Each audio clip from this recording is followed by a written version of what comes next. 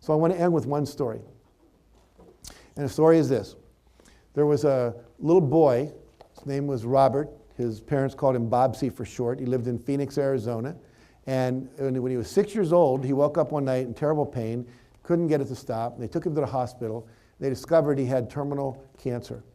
And they said, you've got maybe 6 weeks, 7 weeks to live. And if you can imagine, if you were a parent and you heard that about your child, you'd be very distressed. But the parents were very much like the parents that we talked about with Roger Crawford, where they said, look, nobody can do everything, but we believe in you. Look, they asked him a question, what did you want to be when you grew up? And he said, well, I wanted to be a fireman. And so they went to the Make-A-Wish Foundation. They said, we've got a son, he's going to die. We're wondering if you could give him a ride on a fire truck so he could have his dream come true in a kind of a minor way.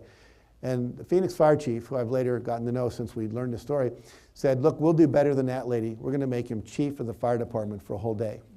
Said, you give us his measurements. We're going to give him a hat that says chief. We're going to get a slicker, rain boots, the whole deal, and we'll make it to fit his size. So a week later, they show up at the hospital, and they bring him down, and a guy named Fireman Bobsie's namesake in a sense, they put him on the back of a hook and ladder truck. They took him out on a fire call that day, 3 fire calls that day, and he got to see all the things they would normally see. And the chief was not, pejorative or condescending. He'd always say, well, Bobsie, this is what we normally do. Boom, boom, boom, tell him all. But you're the chief, what do you think? He'd say, sounds good, do it. And so he'd watch all this, and the news crews came, and they saw this kid, and they interviewed him. He ended up being on the 10 o'clock news, the 6 o'clock news, the 11 o'clock news, and all that. And he gets back to the hospital, he's watching himself on the news. He had a great day. Now, he went on to live a couple months longer than anyone ever thought he would, because they think, partially, this was such a powerful experience. But eventually, his vital signs did all begin to wane. And they said, we've got to bring the parents in. They called him up, and then the head nurse said, let's call the fire department, see if we can get a fireman to come over and just stand by his bedside to remind him of this victory he had in his life.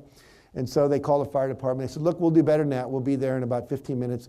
Tell you what, open his 3rd floor window, because they knew where his room was, and we're going to come in by hook and ladder. And tell the hospital patients we don't want to freak them out like there's some emergency. So they went on the intercom, and about 15 minutes later, 5 or 6 firemen came up through the ladder into his room, and they actually picked him up with his parents' permission, and they were rocking him. And he looks up at the chief, and he says, Chief, does this mean I'm a real fireman? And the chief looks down and said, Bobsie, you were always a real fireman, son. You go to God now and feel rested and know that you're a fireman for life. And he died a few minutes later. Now, I tell you that story for 2 reasons. Number one, we're all touched by a story like that. Why? Because here's a boy who had what? His dream come true. And we'll do anything we can for a child to have their dream come true, because we really value the children. But here's the deal. Tonight, you're going to be brushing your teeth, and you're going to be looking in the mirror, and you're going to stop for a minute like you don't normally do, and you're going to look in your eyes. And you're going to see behind those eyes are another pair of eyes. It's the little Bobsie that lives in you, the little child in you that also has dreams. And I want you to stop and take a moment and make a commitment to that child that you will do whatever it takes for their dream to come true, just like you would do for your own child.